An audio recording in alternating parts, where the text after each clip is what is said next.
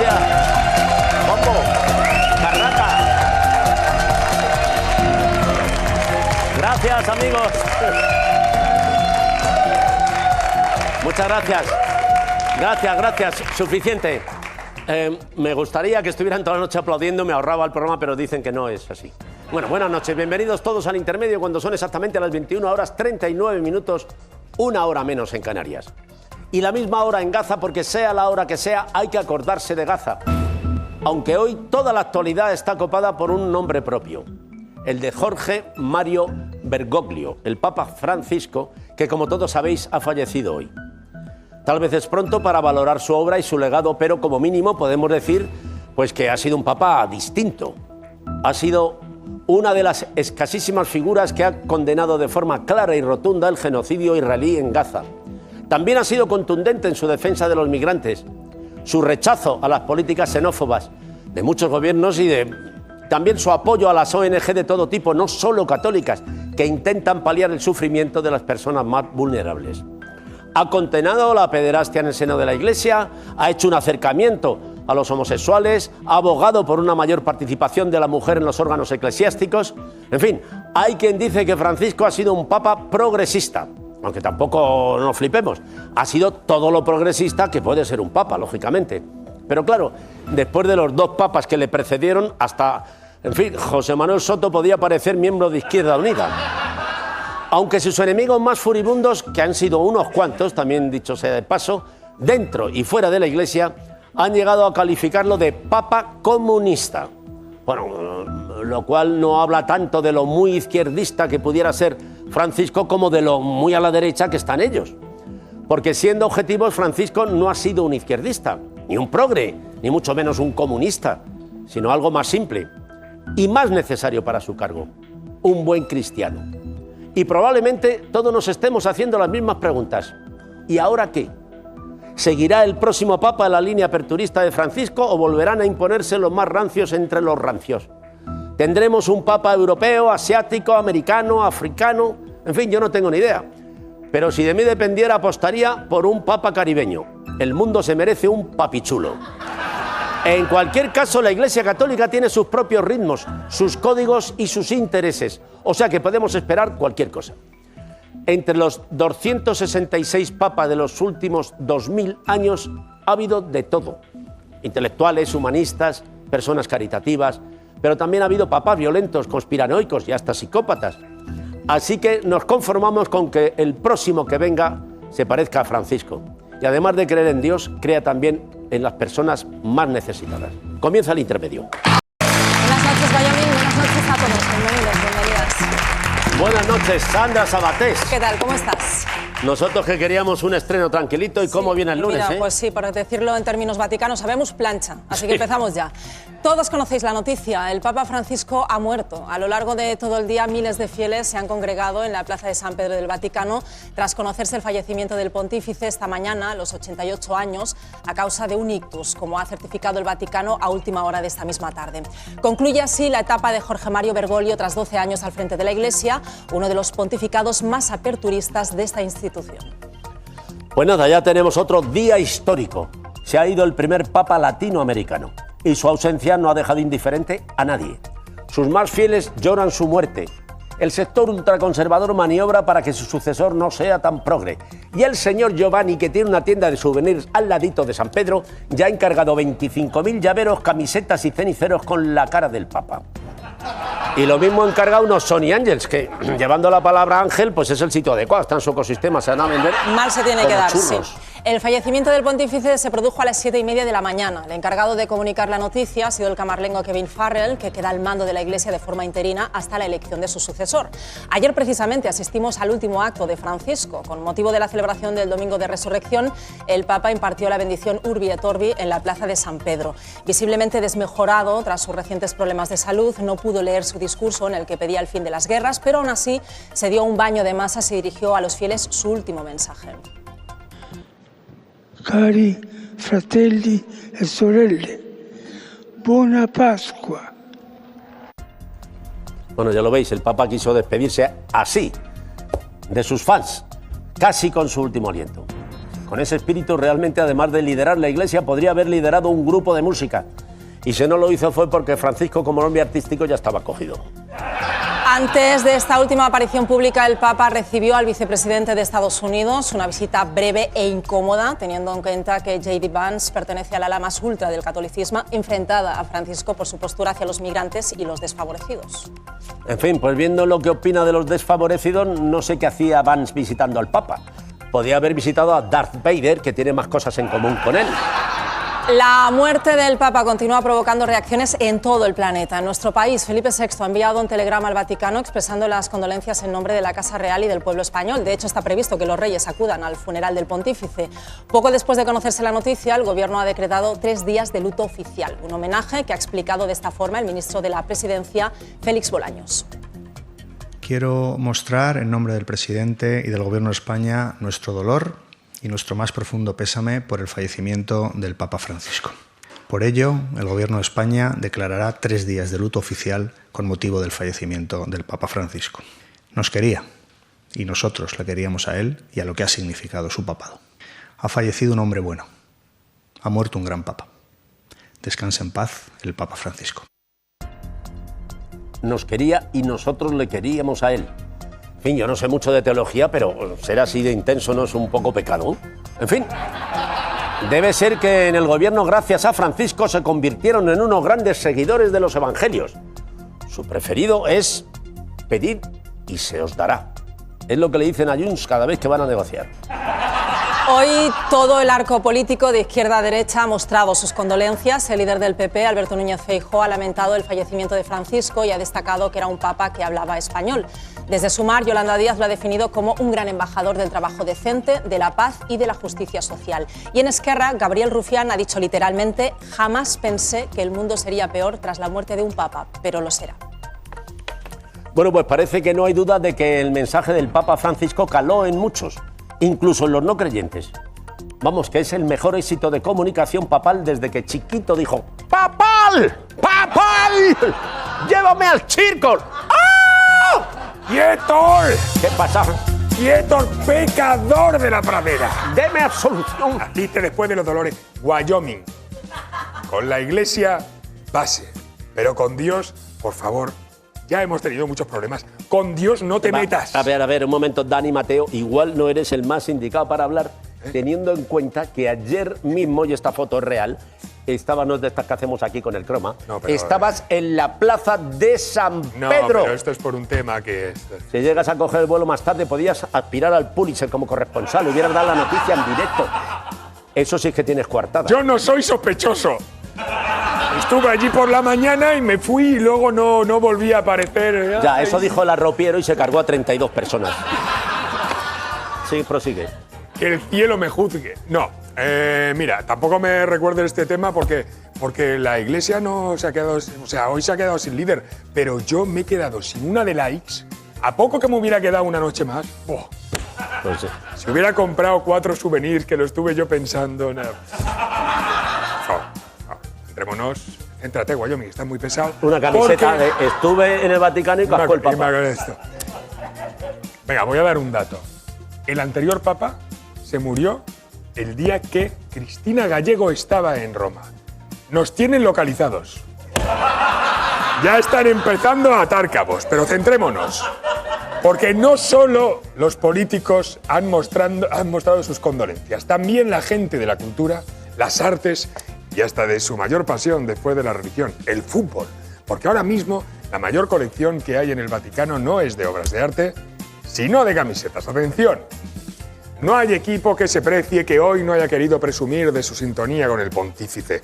Lo ha hecho el Racing de Santander, también el Málaga Club de Fútbol ha querido fardar de foto, y no solo los equipos. El club de fans del Real Murcia también ha colgado esta foto del Papa con la camiseta del equipo pimentonero.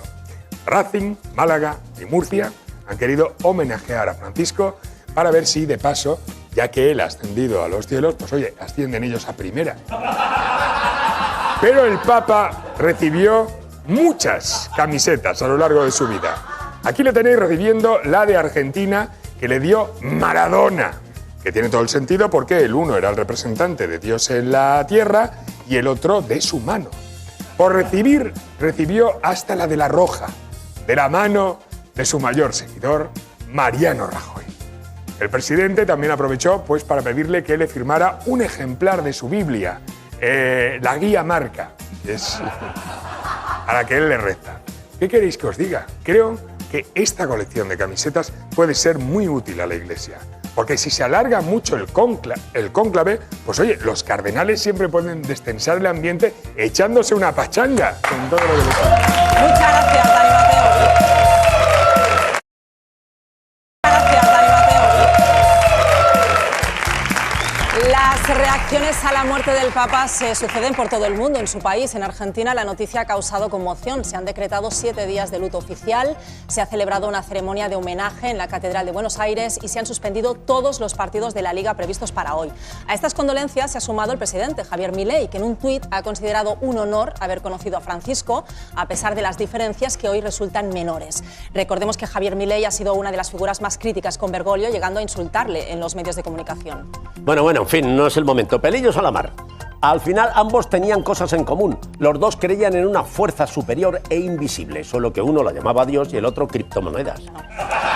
Todas las instituciones se han sumado a este luto. La Unión Europea o la OTAN han homenajeado al pontífice haciendo ondear sus banderas a media asta. Pero la reacción más esperada era, como no, la de Donald Trump. Tras un escueto mensaje en su red social, en Truth, que posteriormente ha modificado, el presidente de Estados Unidos ha anunciado que las banderas estadounidenses también van a ondear a media asta. Ha afirmado que Francisco fue un hombre bueno, que trabajó duro y amaba al mundo, e incluso ha afirmado esto. Do you have any favorites, any American Pope that you would like to see? Well, I met 2 of them, and look, he's a great gentleman. Very great. If they weren't, they wouldn't be Pope.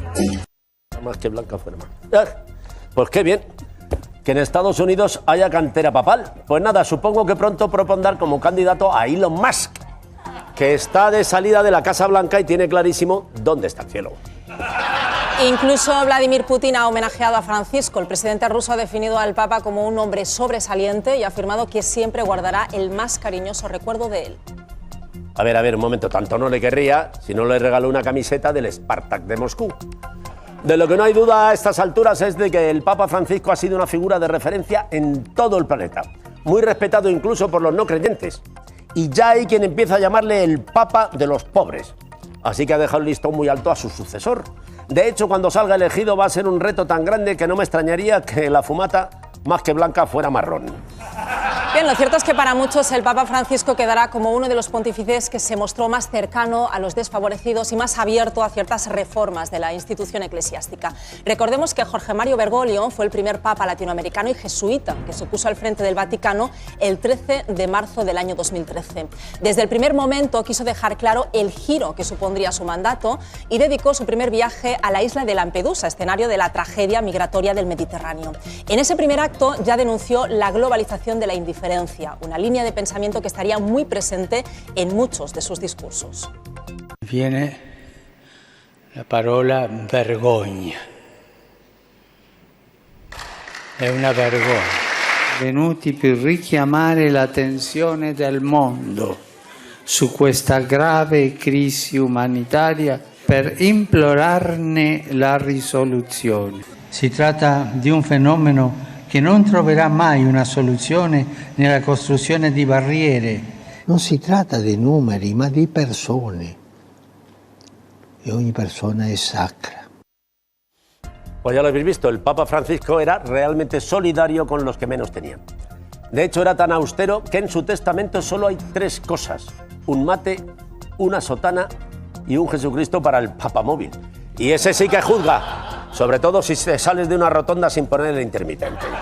Junto a Juan XXIII, Francisco I ha sido el papa más transformador de la Iglesia. Renovó la institución católica convocando el Concilio Vaticano II a los pocos meses de su pontificado, dio el salto hacia una Iglesia mucho más abierta para los no creyentes e intentó reformar las finanzas vaticanas, hasta entonces muy poco transparentes. El pontífice saneó las cuentas de la institución y sustituyó a los gestores del Vaticano por agentes externos. Pero sin duda, sus reformas más importantes han tenido que ver con la apertura de la fe cristiana a las parejas homosexuales y su tolerancia cero con la pederastia en el seno de la Iglesia. Expreso mi dolor por los pecados y crímenes graves de abusos sexuales cometidos por el clero. Negli abusi noi vediamo la mano del male che non risparmia neanche l'innocenza dei bambini. Che è una monstruosità. E anche la mia vergogna. La Chiesa non cercherà mai di insabbiare o sottovalutare nessun caso. Tolleranza zero. La Chiesa non si risparmierà nel compiere tutto il necessario per consegnare alla giustizia chiunque abbia commesso tali delitti. Pues sí, el Papa Francisco me recuerda a San José, porque viendo lo que le gustaba reformar la iglesia parecía un carpintero. Solo le faltó decir, los frescos estos de la Capilla Sixtina los vamos a quitar que están sobre gotelé y eso ya no se lleva. Sin embargo, muchas de las propuestas del Papa Francisco se quedaron solo en buenas palabras, como por ejemplo su deseo de que las mujeres ocuparan puestos de poder en la Iglesia. Credo che noi non abbiamo fatto ancora una profonda teologia della donna nella Chiesa. Soltanto, ma può far questo, può far quello, ma adesso fa la chierichetta, adesso legge la lettura, ma è la presidenta della Caritas, ma c'è di più. Ma bisogna fare una profonda teologia della donna. La realidad es que, pese a haber nombrado a alguna mujer en puestos de responsabilidad del Vaticano, estas fueron muy pocas y Francisco I nunca se mostró favorable a ir más allá y ordenarlas, por ejemplo, como sacerdotes. Además, en la memoria quedan sus polémicas declaraciones por las que tuvo que pedir disculpas, en las que definió el feminismo como un machismo con falda o en las que habló en estos términos tan crudos sobre el aborto. Un aborto è un omicidio. I medici che si prestano a questo sono, permettimi la parola, sono sicari. A ver, ¿qué queréis? Es que es el Papa progre, pero todo lo progre que puede ser un Papa. Hay reformas en la Iglesia que seguramente no las veremos ni en los próximos 2000 años. Pero para ahondar más sobre el legado del Papa Francisco nos acompaña hoy Cristina Sánchez, directora de Alfa y Omega, suplemento religioso del ABC. Buenas noches, Cristina, y muchas gracias por estar con nosotros. Buenas noches.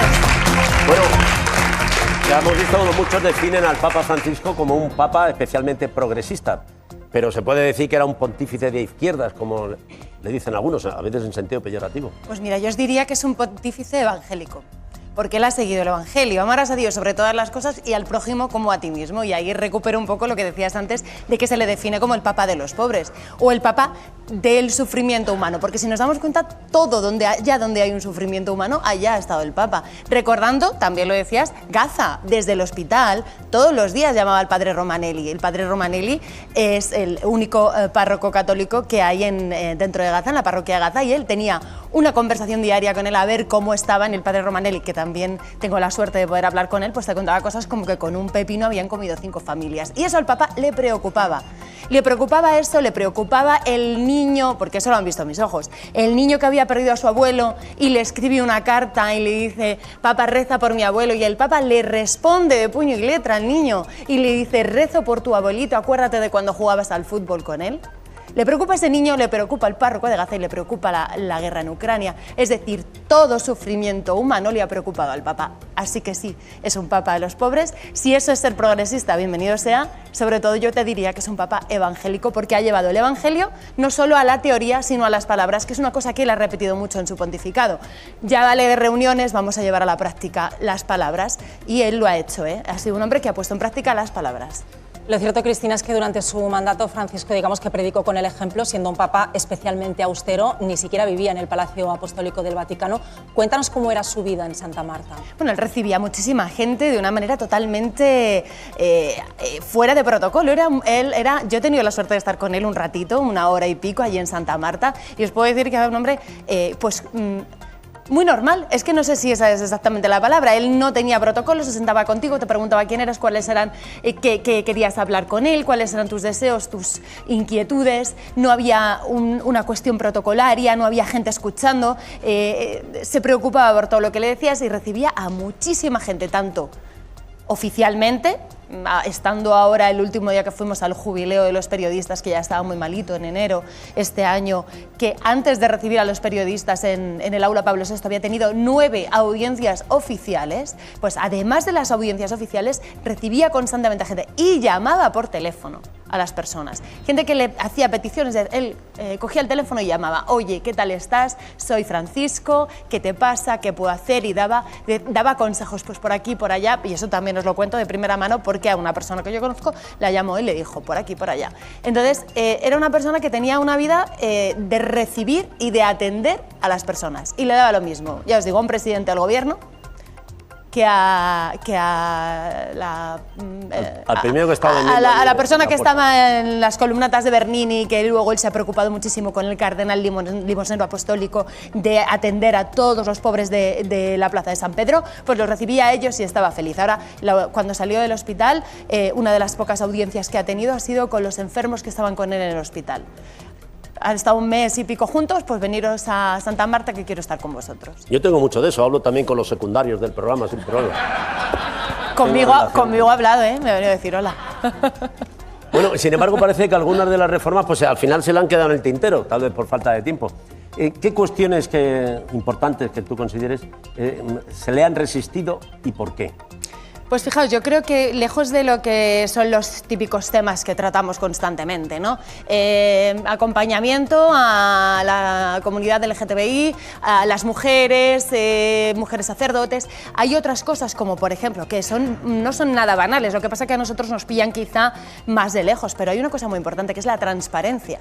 La reforma de la curia, la reforma económica, eso es empezar a arreglar la casa por los cimientos, ¿no? Si tú no arreglas ¿no? los muros de dentro, luego es muy difícil arreglar los muros de fuera, porque al final lo que tú arreglas dentro tiene una repercusión fuera. Y eso es una cosa que él ha intentado hacer, donde hay muchas dificultades para hacerlo, porque las cosas de palacio y del Palacio Apostólico o de los Palacios Vaticanos todavía van más despacio, y el Papa ha hecho muchísimo, y yo creo que hubiera querido hacer más por esa transparencia financiera, económica, de personal, de recursos humanos. De hecho, ha ido poniendo a personas muy potentes en esos lugares. De hecho, la persona que se encarga de los recursos humanos en el Vaticano es un español, la persona que se encarga de las finanzas es otro español, y hacen un trabajo ad intra que no es conocido, es como la diplomacia, ¿no? Todo se hace así como por segundo plano, pero funciona.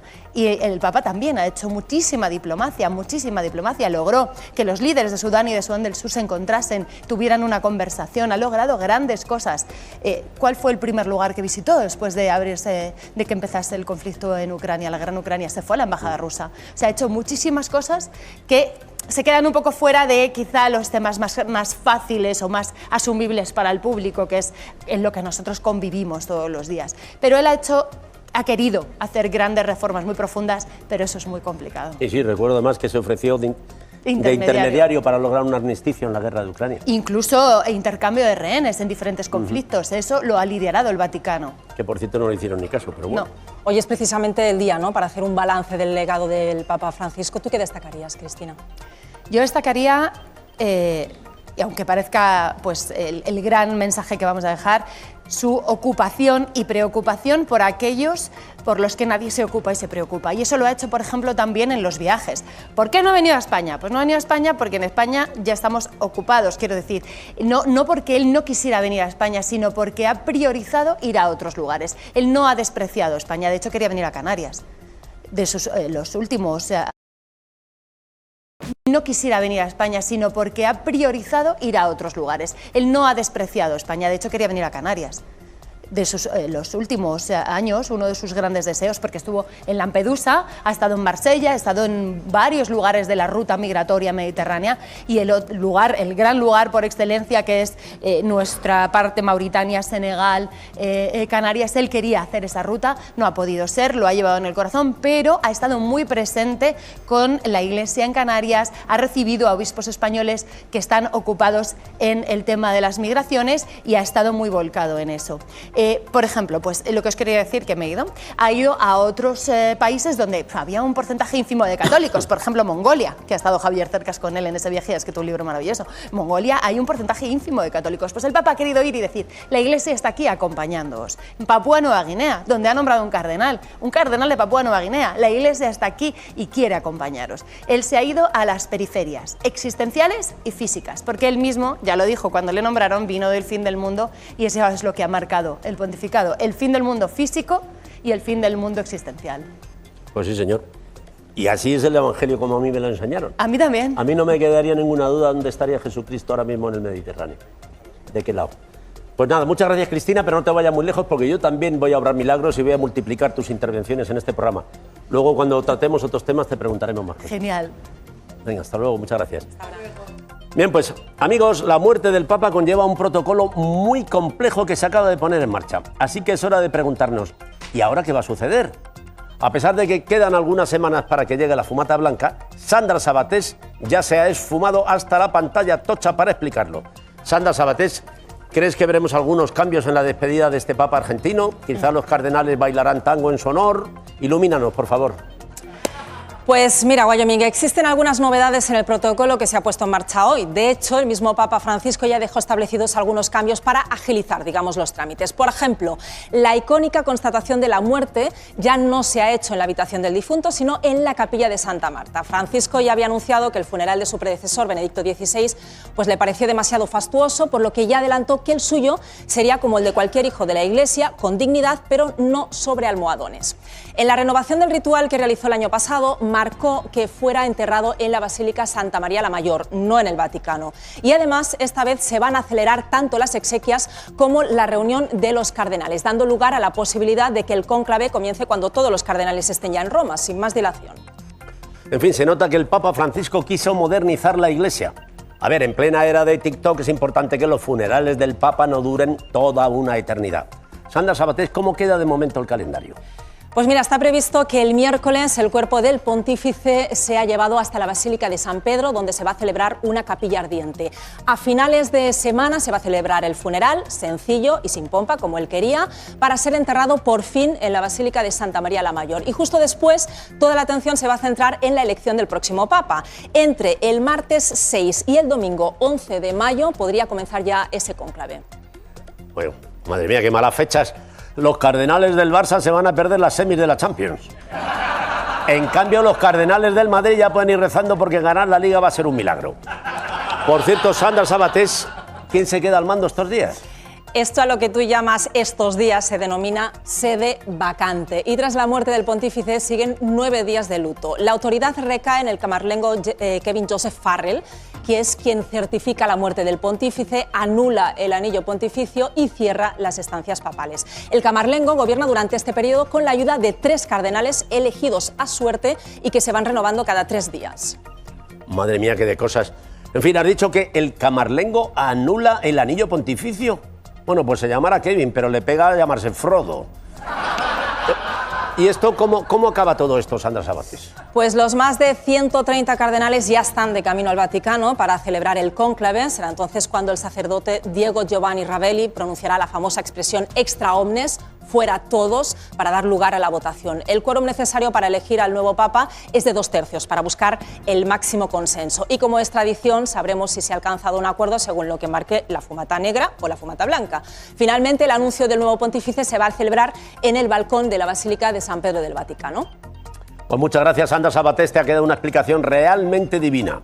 Pero volvemos a recurrir a Cristina Sánchez para que nos ayude a entender mejor qué puede ocurrir a partir de ahora. Bueno, ¿cuál es tu sensación? ¿Va a ser un cónclave largo, corto? Porque hay que tener en cuenta que los cardenales son señores mayores. Habrá que darles un descansito.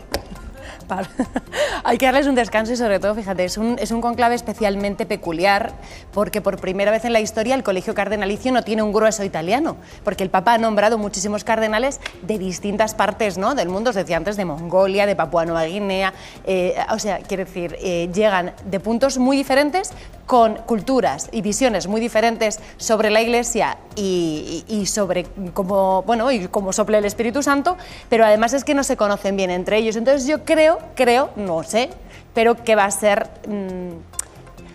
comentado, o sea, largo, ¿no? Como diferente, más intenso, si puede ser, porque tienen que hablar, y muy políglota. ¿Y quiénes están en las quinielas, Cristina? ¿Qué cardenales, digamos, tienen más posibilidades de convertirse en el nuevo Papa? Luego las quinielas, porque cuando salió Bergoglio sí contaban que al principio, antes cuando salió Benedicto, le había estado muy votado, pero que luego no salió, pero eso luego no lo supo nadie, quiero decir, fue una sorpresa que llegara Bergoglio. Ahora mismo un poco la idea que se comenta es que vuelva a ser un papa que sea otra vez europeo, en el sentido de equilibrar un poco la circunstancia que hay en la Iglesia, que ha sido tan pues disruptiva para unos y emocionante para otros, ¿no? Pero quizá, si yo tuviera que elegir, si yo tuviera que decirle al Espíritu Santo, ven que te voy a contar una cosa, os diría que fuera un papa que supiera de diplomacia, porque eso es una gran labor que se ha empezado, que se hace desde la Iglesia, y hay muchos, como por ejemplo el cardenal Pizzaballa, que es italiano, con lo cual volvería a ser europeo, pero es un hombre que lleva muchísimos años mediando el conflicto Palestina-Israel, que sabe muchísimo de diplomacia, que ha estado en situaciones complejas y que está en la periferia. Él físicamente, pues por ejemplo, eso sería un estilo muy interesante, y de hecho en las quinielas está, y yo veo que es muy interesante. Otro es Parolin, que es el secretario de Estado, pues evidentemente un secretario de Estado es eso, un ministro de Asuntos Exteriores, ¿no? Y luego, bueno, hay diferentes tendencias. Por ejemplo, hay un cardenal que es africano, que es el cardenal Sara, que es un hombre especialmente conservador, el cardenal Sara, y tiene pues muchos seguidores. Y luego, por ejemplo, está Tagle, que es filipino y es muy carismático, muchísimo, es muy amigo del Papa Francisco. Bueno, están ahí, hay bastantes más, pero yo os diría que estos son así especialmente curiosos y podría ser interesante. Bueno, entiendo que se descarta cualquier cardenal que sea latinoamericano, pero ¿y que hable español? ¿Hay algún cardenal español que, digamos, puede tener opciones? Tenemos 5 cardenales españoles. De hecho, nuestro cardenal de Madrid tiene 59 años, el cardenal Cobo, y ahora acaba de ser elegido hace muy poco cardenal y va a ir podría ser elegido papa. Pero fijaos, a mí hay uno, el primero, por supuesto, el cardenal Cobo, a mí me encantaría porque, claro, pues es mi cardenal y es un buen hombre y es un hombre que sigue mucho el legado del Papa Francisco. Pero hay otro cardenal también que es muy interesante, lo que pasa que es español, lo que pasa que está nacionalizado paraguayo, que es el cardenal de Rabat, Cristóbal López. Él está en Marruecos, él además es nacionalizado paraguayo, ha vivido en Latinoamérica, es un hombre también muy interesante que se habla muy poco de él, pero yo si tuviera que apostar también apostaría por él. Bueno, ¿y cuáles dirías que son los retos que tendrá que afrontar el siguiente papa? Aparte de recibir miles de correos de Jordi Évole para entrevistarle en exclusiva, claro. Fijaos, la comunicación del Papa Francisco ha sido muy especial, ¿eh? Ahora estar mucho menos en la presencia, ¿no? En la presencia social, en la presencia comunicativa, sería dar un paso atrás. No solo en los grandes temas, que ya hemos hablado de ellos, sino también en cómo comunicar la Iglesia. El Papa ha tenido una cosa muy especial, que es un hombre que se comunica, utiliza una nomenclatura que llega a todo el mundo, ¿no? Es un mensaje sencillo, claro y contundente, y además repite mucho los temas. Eso es una forma muy interesante de marcar los pilares, ¿no? De un pontificado. Una persona más teológica, más estudiosa, pues otra vez volvería a ser otro estilo diferente que no llegaría con tanta facilidad, porque al final tenemos que pensar, y esto lo ha hecho mucho el Papa Francisco, la Iglesia ya no es Europa. La Iglesia no es eurocentrista, de hecho en Europa cada vez hay menos católicos. La Iglesia florece en Latinoamérica, la Iglesia florece en África, la Iglesia florece en Asia. Entonces tiene que ser un papa y tenemos que llegar a un pontificado que tenga en cuenta que la Iglesia es universal, que siempre lo ha sido, pero ahora es que va floreciendo muchísimo más en otros continentes, ¿no? Pues nada, seguiremos muy atentos a la última hora que nos llega desde el Vaticano, que por cierto te vas a ir pronto para allá, ¿no? Sí, señor. Bueno, pues esperemos que el cónclave no se alargue mucho, si lo hace que abran de vez en cuando para ventilar, que a veces la curia pues, huele un poquito a cerrado. Pues nada, muchísimas gracias, Cristina Sánchez. Gracias a vosotros. Gracias.